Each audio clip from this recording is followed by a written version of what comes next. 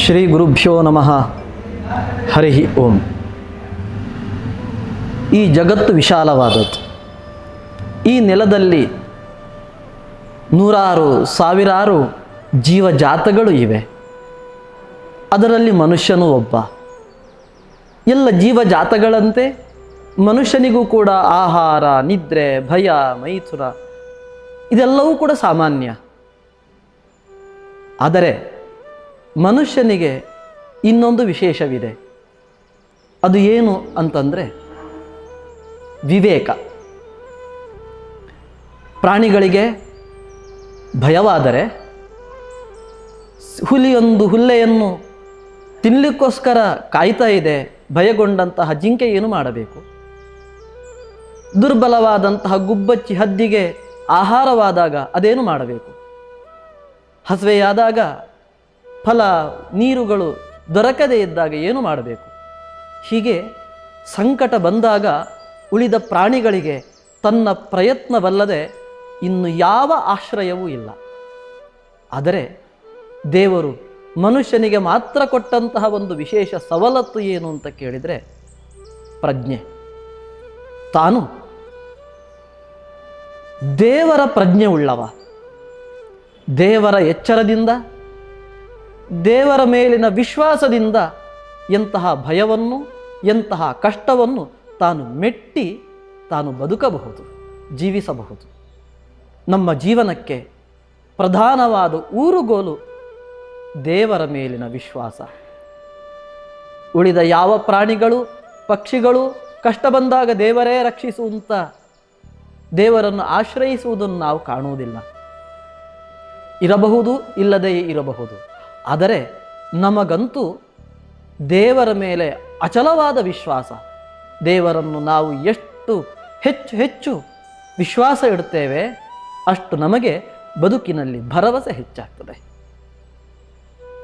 ದೇವರಿಂದ ನಾವು ಏನು ಪಡೆಯಲಿಕ್ಕಿಲ್ಲ, ಎಲ್ಲವನ್ನೂ ಪಡೆಯಬಹುದು.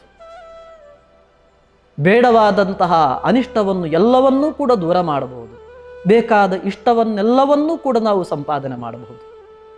ಆದರೆ ಅದಕ್ಕೆ ಮಾಡಬೇಕಾದದ್ದು ಒಂದು ದೇವರ ನಿರಂತರ ಚಿಂತನೆ. ದೇವರ ಚಿಂತನೆ ಹೇಗೆ? ಮನಸ್ಸಿನಲ್ಲಿ, ಮಾತಿನಲ್ಲಿ ಮತ್ತು ನಮ್ಮ ದೇಹದ ಮೂಲಕ. ದೇವರ ಸೇವೆ ತುಂಬ ಸುಲಭ. ದೇವರ ಪ್ರೀತಿಯನ್ನು ಸಂಪಾದನೆ ಮಾಡಲು ದೊಡ್ಡ ದುಡ್ಡಿನ ಅವಶ್ಯಕತೆ ಇಲ್ಲ. ಮತ್ತೊಬ್ಬರ ಸಹಾಯದ ಅವಶ್ಯಕತೆ ಇಲ್ಲ. ನಾವಾಗಿಯೇ ಇದ್ದಂತಹ ಸಮಯದಲ್ಲೇ ಅತ್ಯಂತ ಸರಳವಾಗಿ ನಾವು ದೇವರ ಸಂಬಂಧವನ್ನು, ದೇವರ ಅನುಗ್ರಹವನ್ನು ಸಂಪಾದನೆ ಮಾಡಬಹುದು. ಅದಕ್ಕೆ ಸರಳವಾದಂತಹ ಒಂದು ದಾರಿ ದೇವರ ನಾಮ ಜಪ. ದೇವರಿಗೆ ಒಂದಲ್ಲ, ಎರಡಲ್ಲ, ಸಾವಿರಾರು ಹೆಸರುಗಳು. ಆ ಸಾವಿರಾರು ಹೆಸರುಗಳ ಮೂಲಕ ದೇವರನ್ನು ಸೇವಿಸಿ, ಆ ದೇವರ ಹೆಸರನ್ನು ನಿರಂತರ ಮತ್ತೆ ಮತ್ತೆ ಪುನಃ ಆವರ್ತಿಸಿ ದೇವರ ಕೃಪೆಗೆ ನಾವು ಪಾತ್ರರಾಗಬಹುದು.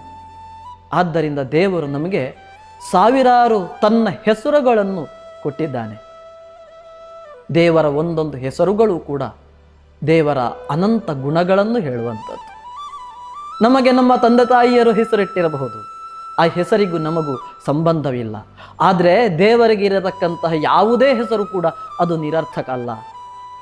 ಅವನನ್ನು ಮಾಧವ ಅಂತ ಕರೆದರೆ ಅವನು ಲಕ್ಷ್ಮೀಪತಿ, ನಾರಾಯಣ ಅಂತ ಕರೆದರೆ ಯಾವುದೇ ದೋಷರಹಿತನಾದ ಸಕಲ ಗುಣಪೂರ್ಣ, ನರರು ಬೇಡಿದ್ದನ್ನು ಬಯಸಿದ್ದನ್ನು ನೀಡುವವ, ಧರ್ಮ, ಅರ್ಥ, ಕಾಮ, ಮೋಕ್ಷ ಎಂಬ ಸಕಲ ಪುರುಷಾರ್ಥಗಳನ್ನು ಕೂಡ ನೀಡುವವ. ಹೀಗೆ ಕ್ಷೀರ ಸಮುದ್ರದಲ್ಲಿ ಪವಡಿಸಿದವ, ದೇವತೆಗಳನ್ನೆಲ್ಲ ಲೋಕಕ್ಕೆ ತಂದವ.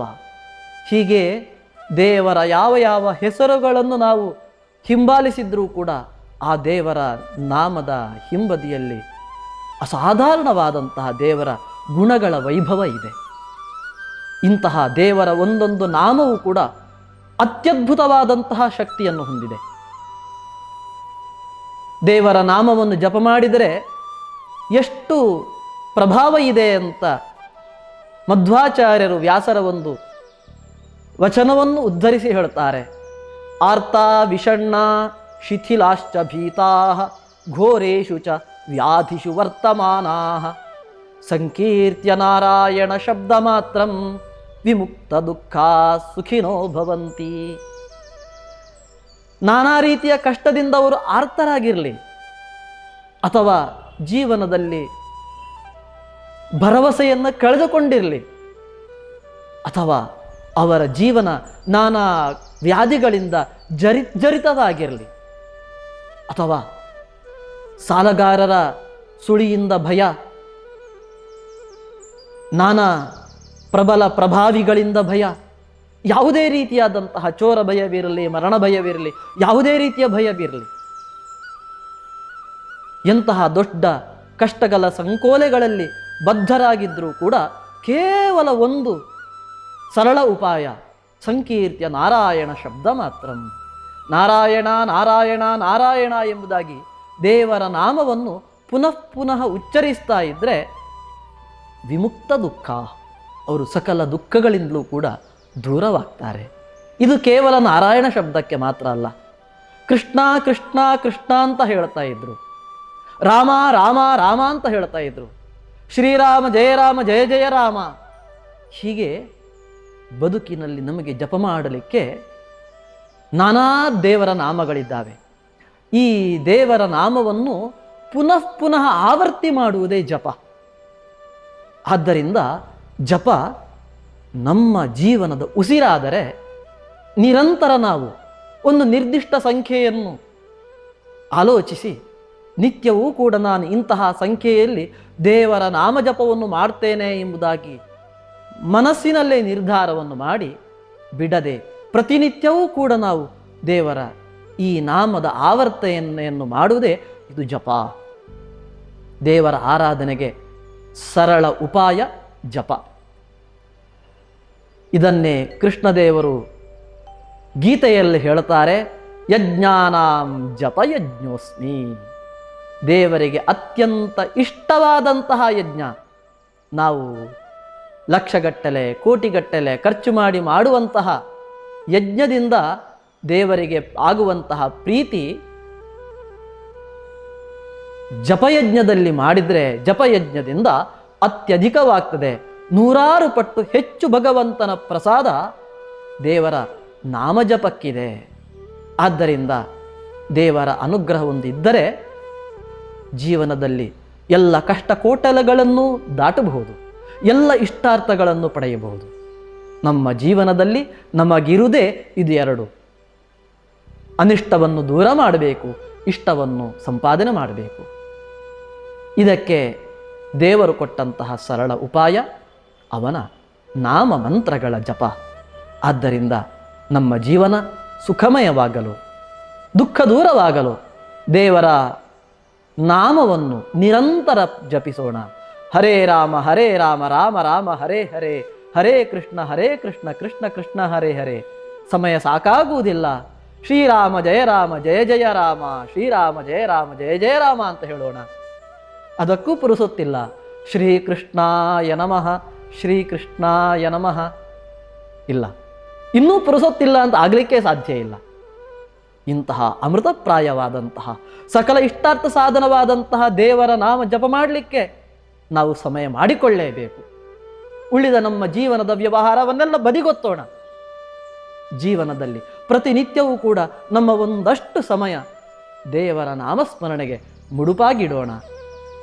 ಜಪವು ನಮ್ಮ ಉಸಿರಾಗಲಿ, ದೇವರು ನಮ್ಮ ಜೊತೆಗಾಗಲಿ.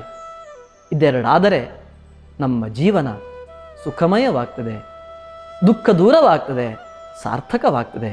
ಇಂತಹ ಜೀವನವನ್ನು ದೇವರ ದಯೆಯಿಂದ ನಾವು ರೂಪಿಸಿಕೊಳ್ಳೋಣ. ನಮಗೆಲ್ಲರಿಗೂ ದೇವರ ದಯೆ ಇರಲಿ. ಶ್ರೀಕೃಷ್ಣ ಅರ್ಪಣಮಸ್ತು.